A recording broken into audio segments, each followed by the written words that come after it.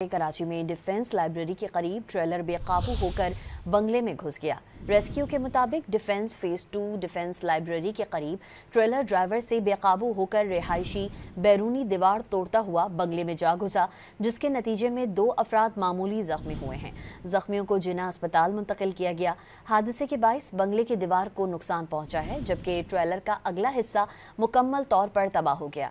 Traffic police की जानिब से लिफ्टर तलब करके ट्रॉलर को बंगले से हटाकर थाने में मुंतकिल कर दिया गया है, जबकि डिफेंस फेज 5 खयाबान शुजात के करीब 2 गाड़ियां भी टकरा गईं। कराची में डिफेंस लाइब्रेरी के करीब ट्रेलर बेकाबू होकर बंगले में घुस गया। रेस्क्यू के मुताबिक डिफेंस फेज 2 डिफेंस लाइब्रेरी के करीब ट्रेलर ड्राइवर से बेकाबू होकर रिहायशी बैरूनी दीवार तोड़ता हुआ बंगले में जा घुसा, जिसके नतीजे में 2 अफराद मामूली जख्मी हुए हैं। जख्मियों को जिन्ना अस्पताल मुंतकिल किया गया। हादसे के बाइस बंगले की दीवार को नुकसान पहुंचा है, जबकि ट्रेलर का अगला हिस्सा मुकम्मल तौर पर तबाह हो गया।